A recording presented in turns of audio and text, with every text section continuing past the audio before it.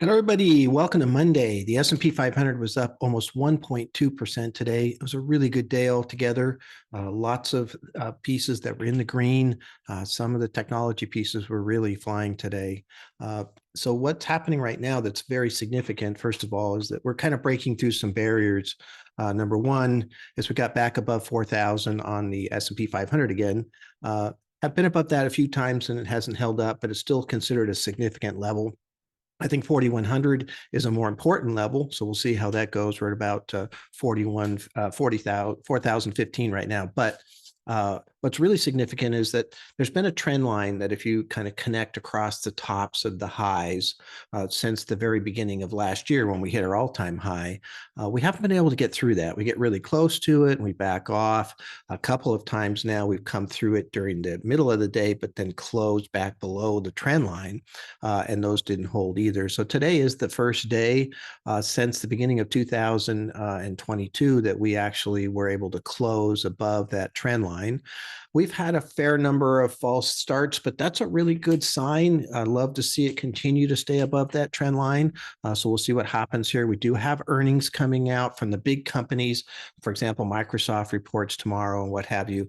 The next 2 weeks are going to, I think, tell us a lot about what's happening.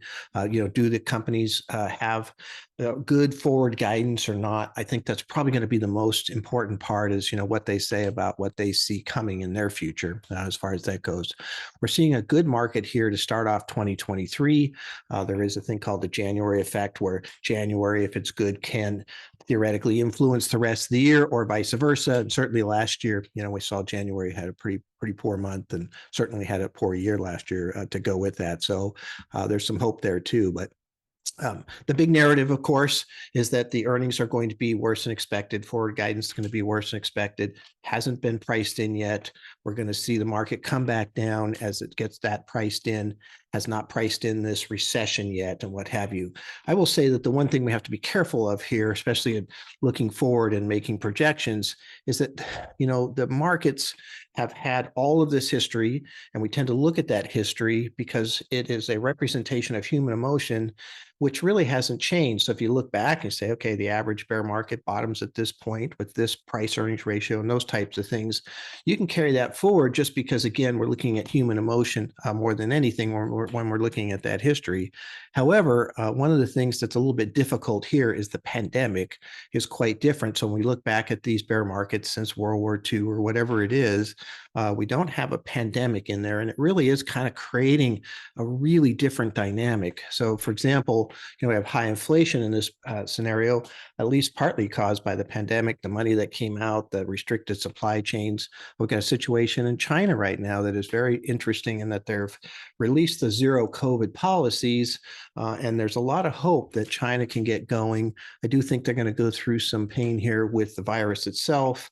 But maybe once we get past that point, we start to see China, getting back out there. Their consumers are very important to the global economy. And there is a lot of motion, I think, happening right now because of what is happening in China. So the problem with China is that, they're going to take a little while to get past some of their issues that they still have to deal with. And we kind of have earnings right now. So is there enough, hope for what might be happening to offset any issues we might have with earnings? So that's kind of the battle we have right now is that, are we going to have this bigger recession or not? And that's what we're going to see, kind of from the earning report. So anyway, look forward to seeing you tomorrow and we'll talk about what's happening there. Good day today. Thank you.